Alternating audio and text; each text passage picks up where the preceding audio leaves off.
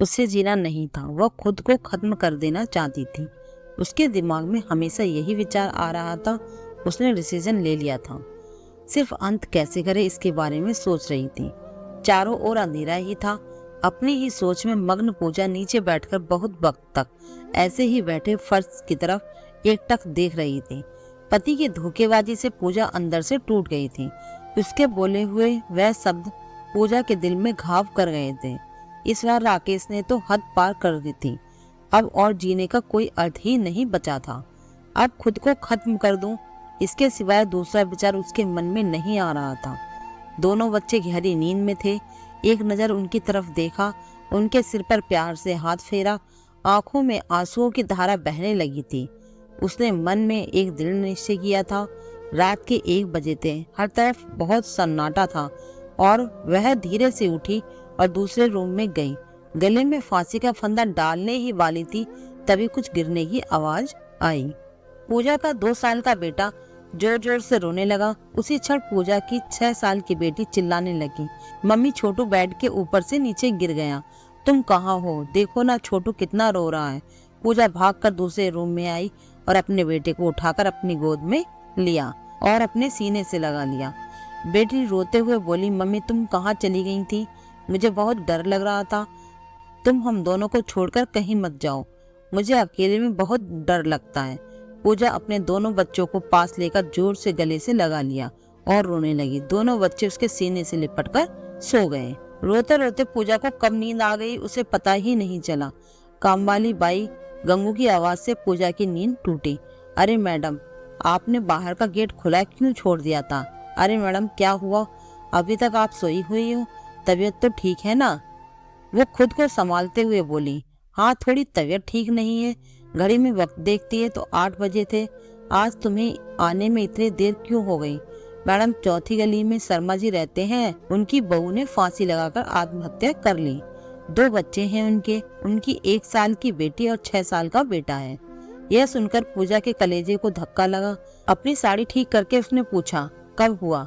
गंगू ने बोला, रात को हुआ मैडम। मैंने ऐसा सुना है कि उसके पति की दूसरी औरत से संबंध थे, कमबख्त अभी तक नहीं आया। अचानक पूजा गुस्से से बोली, अच्छा किया, वह आया या नहीं आया, उसे क्या फर्क पड़ता है, अब वह थोड़ी ना देखने आने वाली है।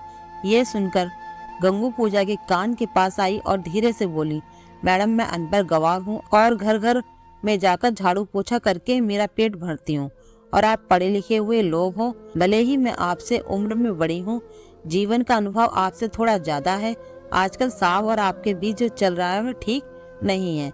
मुंह बंद था फिर भी मेरे कान खुले रहते थे। मैं एक औरत हूँ और औरत के दुख में भी समझती हूँ, इसलिए मुझे आपको एक बात बतानी है।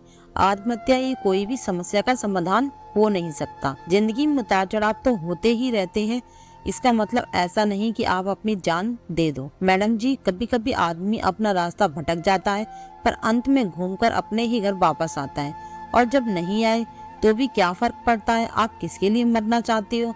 जो आपसे प्यार नहीं करता, जिसको आपकी थोड़ी सी भी परवाह नहीं हो, उसके लिए आप जी नहीं सकती। जो आपसे प्यार करते हैं, जिसको आपकी कदर हो, आपके माता पिता जो आपसे बहुत प्यार करते हैं, आपके बच्चे जिनको आपकी जरूरत है। गंगू का बोलना सुनकर पूजा की आंखों में से आंसू की धारा बहने लगी। पूजा गंगू को गले लगाकर रोने लगी।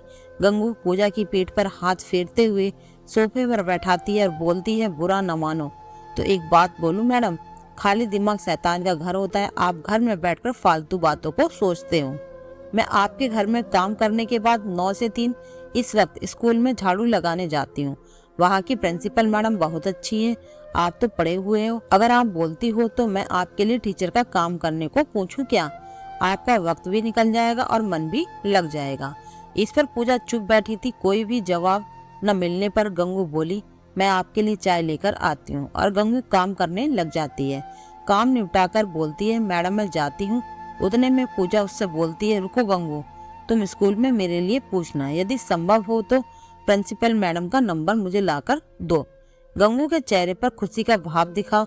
गंगू पूजा के पास जाकर बैठी और धीरे से बोली, मैडम मैंने दूसरे रूम में बेड पर स्टूल रखा हुआ देखा था, ऐसा आप कभी भी मत करना। यह आपका घर है, इसे बचाने को आपसे जो हो सके वह कीजिए।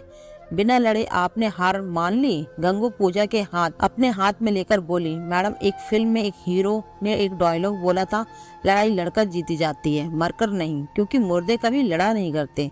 गंगू हाथ नचाते हुए ऐसा बोलने लगी। यह देखकर पूजा को बहुत हंसना आया। गंगू का बोलना सुनकर पूजा का मन हल्का हो गया और उसे एक नई आशा की किरण भी दिखी। वह अलमारी में से अपने सर्टिफिकेट निकालने लगी।